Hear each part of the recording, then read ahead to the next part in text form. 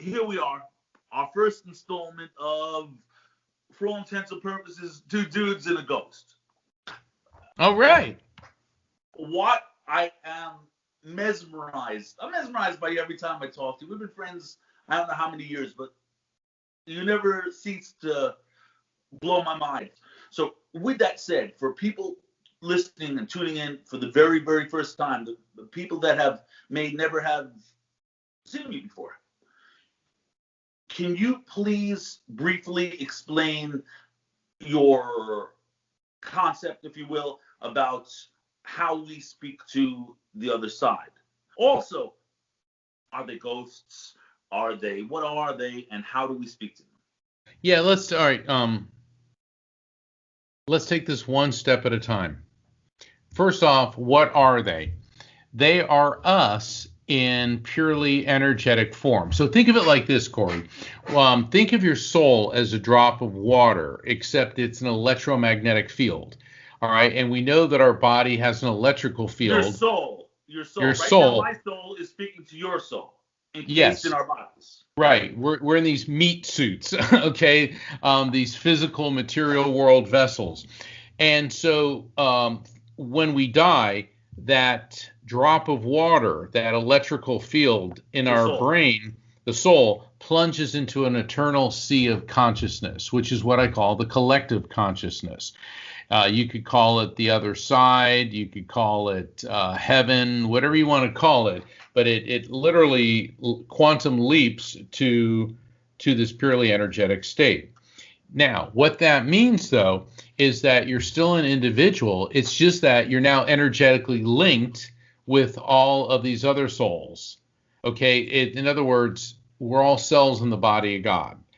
And so when I'm communicating with spirits, in my book, Evidence of Eternity, I call that the collective consciousness disconnect. And what that means is that, let's say I'm connecting to your Aunt Martha in spirit. Well, she disconnects from the collective consciousness. She's still part of it, but she's adjusting her frequency so that I can communicate with her. Are you saying it's like a magnet that has a whole bunch of nails on it, and all the nails block the magnet, and then you're just talking to that one nail? Is that what you're saying? Or no? Yeah, that's a really good analogy. I think I'm going to start using that analogy. But yeah, you hit the nail on the head, Corey. I'm too much. I feel like the heat miser. Too much. Anyway, but seriously, getting back to your pearls of wisdom. So let's just say, I'm fat and I don't take care of myself and I drop dead. All right. And the Corey that you knew goes, right? Exactly. But here's the thing. What dies is the body. And the brain is part of the body. So let's say, like I was doing a reading for somebody recently, and her son came through and he was schizophrenic in this world. Well, the spirit's not schizophrenic because schizophrenia is a disease of the brain. So when we die, it's the body, the physicality. The spirit's pure energy. So when he came through, he has the memories and the likes and dislikes, the personality that he did when he was here, but he's free of physical and mental pain. So he was like, Mom, I'm not schizophrenic anymore. I'm at peace. And so he's able to communicate. And to answer the other part of your question, how do they communicate? What a spirit does is when they're interfacing with me or with you, okay, like when a spirit comes in and you have a dream that isn't really a dream, it's a visitation where it's realistic. What's happening is the spirit is emitting a wave of frequency, and their electromagnetic field interfaces with yours.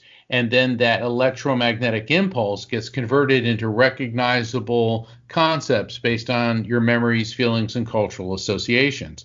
And people say, well, that sounds like hocus pocus, but it's really not very different from what you and I are doing when we're just talking to each other. I'm sending an auditory vibrational frequency into that hits your ear, your eardrum vibrates. Okay, so the sound wave energy gets converted into mechanical energy, which is the vibration of your eardrum, which then causes the stapes bone to hit the eighth cranial nerve. So the mechanical energy now gets converted into an electrical impulse when it hits the eighth cranial nerve, which goes into your brain and then gets converted into a recognizable concept. And people say, yeah, but that doesn't sound possible. I mean, how can you talk to a spirit? But let me ask you this. What if I only spoke French and you didn't? You'd be hearing like, yeah, you know, and that would make absolutely no sense until you learned to understand the French language. And it's the same thing with communicating with a spirit, is that you begin to learn how they communicate and what various visions and impulses and sensations mean, and that's how we get information from it. And by the way, I'd like to apologize to all of my friends of French heritage. Pardonnez-moi, s'il vous plaît. I did not mean to mock your language. Pepe Le Pew is going to give you hate mail. Oh, by the way, my book Evidence of Eternity is in French as well. So, yeah, it's in. Yeah, both of my books, Never Letting Go and Evidence of Eternity, are in several different languages. Can you please explain the concept of how we speak to them, where the energy goes? Like, for instance, I'm talking to you right now through a satellite. Right. That concept. Well, because I just want people to understand the reality and how it works. Okay. It's not like, is it like Patrick Swayze and Ghost? Could you? You're a scientific guy. Can you explain it, please? Well, okay. Think of, we use these devices pretty much every day, a cell phone, all right, and it's miraculous technology, and it was inconceivable basically 100 years ago. So let's compare a cell phone call to spirit communication. In a cell phone call, all of a sudden your brain decides that I want to call Corey. So it sends an electromagnetic impulse to my vocal cords, which begin to vibrate, and another impulse to my lungs, which now compress, contract, and that forces air. So electrical energy becomes muscular energy, and it forces air through my throat, and then my vocal cords vibrating, it turns that air into sound wave energy. The sound wave energy comes out, and then it hits the metal plate in my cell phone, and the sound wave energy then gets converted to mechanical energy, and that mechanical energy then gets converted to an electronic impulse in my phone, which then gets converted into a radio wave energy, which is then emitted to a tower. And so the radio wave energy then hits the radio tower, gets converted into electrical energy, which goes through miles and miles and miles of wires until it goes to a huge antenna. So the electrical energy then gets converted to radio wave energy, which then gets beamed up to a network of satellites. Then when it hits the satellite, it goes from radio wave energy to microwave energy and hits a whole network of satellites until it finds the satellite, which is keyed into Corey's cell phone. And then it converts the microwave energy into radio wave energy, which hits the tower close to you. And the radio tower then converts the radio wave energy to electrical energy, which goes through miles and miles and miles of copper or aluminum wire until it gets to a tower near you, converting the radio wave energy back into electrical energy, and then it gets emitted once again into radio wave energy. Then it hits the antenna in your phone, and the radio wave energy then gets converted into electrical energy, which then causes the speaker in your phone to vibrate, ergo electrical energy getting converted into mechanical energy, then into sound wave energy, which hits your eardrum, which vibrates, and then the sound wave energy turns into mechanical energy, which causes the eighth cranial nerve to send an electronic impulse into your brain, which comes out as, "Hey, Corey." Now, this is all happening at 186,282 miles per second. And this ties into the law of conservation of energy, that energy is neither created nor destroyed, only transferred from one form to another. And the reason that I use that example is that we are now in the 21st century surrounded by all these amazing technological devices which are converting energy from one form to another. So when people say spirit communication is impossible, hello, this was inconceivable a century ago. So we're doing essentially the same thing with spirit communication. A spirit is pure energy, I believe pure electromagnetic energy, and the spirit emits a wave of frequency, and that electrical impulse goes into my brain, and then my brain converts it into recognizable concepts based on my memories, feelings, and cultural associations. And so that is how spirit communication essentially works. Thank you. Now, I have another question. Everybody says to me, 666, Satan, aren't you worried about demonic possessions and ghosts and things that go bump in the night and you know? Yeah, 666 is the number in the book of Revelations, and it references the Antichrist and says that it shall have a number, the mark of the beast, and that number is 666. Well, let's look at the book of Revelations written by the Apostle John. He lived in the 1st century AD, and they talk about the Antichrist. Well, the early Christians, when they went on their mission, and Paul went to Rome and other apostles went to Rome, and initially they would make contact with the Jewish communities there, and they would preach. And so in Rome and throughout the Roman Empire, the missionaries, they used to have their own code, and they would use the Hebrew alphabet, and each number and each word in the Hebrew alphabet would have a number. And Nero Caesar, his number was 666. So when they were talking about the Antichrist, they were talking about Nero.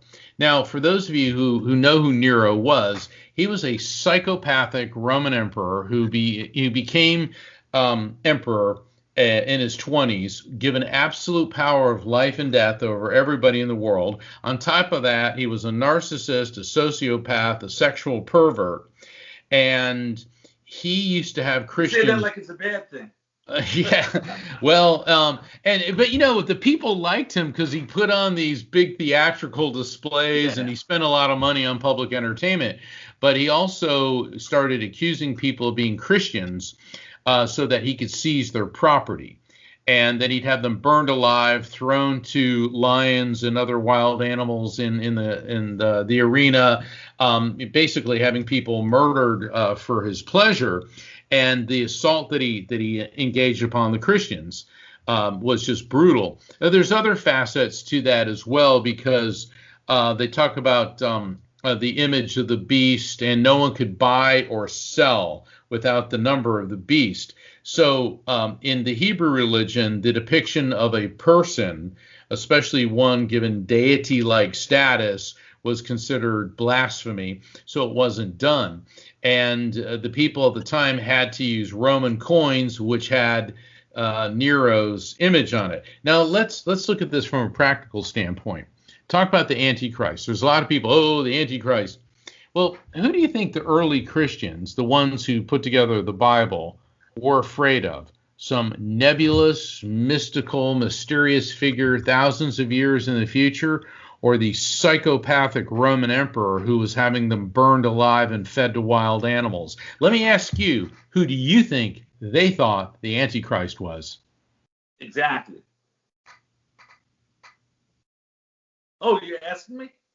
No, that's the question we're leaving for people to. Right, exactly. So exactly, and so 666 has been considered. Has become synonymous with the devil. Also, back in, I guess it was the 70s, there was a novel that came out that got made into a movie, and they actually did a remake, The Omen. And the guy who wrote the book talked about this little kid that had a birthmark on his head that was 666, and he turned out to be the son of Satan and all that. But and the sequels ended up making what's his name from Jurassic Park? Neil, you know what I'm talking about. Sam Neill, because Sam Neill in one of the, I think the third installment of the Omen series was the young Antichrist. So if anything good came out of all that, it made Sam Neill a big star because he saved the day in Jurassic Park. What about? Well, let me just ask you: is there Satan? Can you get demonically possessed? You were called to an exorcism once. Okay, answer the second question first. All right. Yes, I did go to an exorcism once. I was in the Amazon on a photographic expedition, and it was really cool because we're on this exploratory vessel. It was like a big clunkety giant version of a tugboat with about a dozen crew and a dozen passengers. And we were chugging up the Ucayali River, which is a tributary of the Amazon in Peru, because the Amazon's headwaters are in Peru. And we came upon this village, and as we were coming up to the village, all these canoes came up, and the natives, the locals, said that El Brujo was in the village, and El Brujo means the witch doctor. Yeah. And El Brujo had summoned us and invited us to see the exorcism he was going to perform. And it was really cool because not all the passengers wanted to go. There was only about, I think, 5 of us. I was one of them. This surgeon and his wife, this orthopedic surgeon and his wife, and this botanist, and there was this German student. And so we take the skiff from the name of our vessel was La Esmeralda, and so we go into this village. No running water, no electricity. It's just grass huts. And and I'm expecting El Brujo to have chicken bones in his nose and all this, but he's not. He's wearing a t-shirt and wearing a baseball cap, But this place was pretty much as primitive as it gets. And so we walk into this hut, and there's this woman. She was laying face down on the ground. It looked like her husband was with her because he was calming her, and her mother was there, and there was a little fire. And El Brujo was explaining to our guide, and they were speaking Aymara, and they would speak Aymara to our guide, who would then translate to English. And he said that demons have possessed this woman's body and that he was going to cast the demons out. And he looked at me and said, "Welcome, talks to ghosts." And it was like, well, how did they know about me? Well, apparently gossip moves as fast in the Amazon as it does anywhere else, because we were in a couple villages up the river the day before, and it got around, and because the Amazonians are very respectful of mediums. And so he starts pouring all these liquids. He had all these little bottles with liquids, and he's gooey and all this. And he starts licking them off her back, and he's like spitting this gelatinous substance, and he's explaining to our guide. Okay, so it's like we were like at Harvard Medical School, and he's explaining everything step by step, and our guide's doing this, and then he says, "I will cast the demons into the fire," and he throws it in there. And it's funny because the orthopedic surgeon's wife, it was funny, we were calling them Thurston and Lovey. She's like, "Oh, this is just And the surgeon leans over to me and he goes, "Mark," he goes, "this woman isn't possessed. She's got a herniated disc." He said, "I've seen this thousands of times. I've operated on them thousands of times." And it made sense because these people don't understand herniated discs. All they know is that you look at this woman, she looks perfectly healthy, but there's this pain they can't understand. Okay? And then El Brujo looks up at me and says something in Aymara, and the guy translates, and he said, "Have the demons been cast out?" Okay, we're in this Amazon village in a hut. There's 100 of the locals, okay, and they're all listening through there, and it's getting dark, okay, and the last thing I need to do is to offend anyone. And the botanist sitting next to me, she's smiling, and she goes, "Mark, don't this up, and everyone's looking at me, and I said, there are no demons here. And they're like, oh, okay. So the locals were happy. And then he said, I will prevent the demons from returning. And I hear the botanist go, he can't be serious.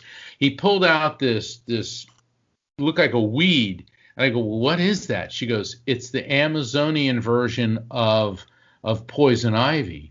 And he starts whipping this woman's back. And literally, Corey, we can see the welts forming on her back. And she's screaming. And he's explaining she will feel better in a week. And the surgeon says, well, of course she'll feel better in a week. She couldn't possibly feel worse than she's going to feel right tonight, And what we figured out was that the herniated disc will still be there. But when the welts from the poison ivy subsided, she'd feel better, but not really intact. And so, we thanked them for inviting us, and I was getting kind of nervous because, look, there was no electric lights except for on our boat for at least 200 miles in any direction. Okay, we were literally as isolated as it gets, and we got back to the boat. And we were discussing this, that these people fear something they can't understand, so they convert it into a demon, and the witch doctor was casting the demon out. Now, you've done readings for me, and I've seen you firsthand communicate. Can a devil come into you? Is there a Satan? Can you get possessed? Can there really be a real exorcism? Can Satan really do everything that Hollywood says he could do? Well, everything Hollywood says. Certainly there's people who disagree with me, but I do not believe in a devil. Certainly not in the archetypal sense of the guy with the, pointed the horns and the pitchfork sticking in the butt and saying do bad things and all that. I don't think human beings need a demonic entity to make them do evil things. I think that the devil exists in the form of the human ego, edging God out, ego, because whenever you do something horrible, unkind, rude, hurtful to another person, you're only thinking of yourself. You're not taking that other person's feelings into account. You're not acting out of love. You're acting out of sheer self-centeredness. So as far as the devil as a James Bond villain with his, a central command of evil, I think that's nothing more than primitive, superstitious, mythological nonsense. So all of the spirits that you've ever spoken to, because I know that you've seen ugly things, your bad energies, like when you went to Auschwitz and you went to different places where there were murders and things and mass murders, but none of these spirits have ever communicated to you Satan. No. And like I said, there are certainly mediums who disagree with me. I'm talking about you. Yeah, no, I in the 15,000 readings that I've done, I've never met a demon, a devil. And, people say, oh, well, when you're doing a reading, it's just a demon impersonating your loved one. Right. They're coming to impersonate your loved one to let you know that the afterlife exists. They're happy. They're at peace. They're reconciling. They bring messages of love, healing, and resolution. Darn, that sure sounds satanic to me.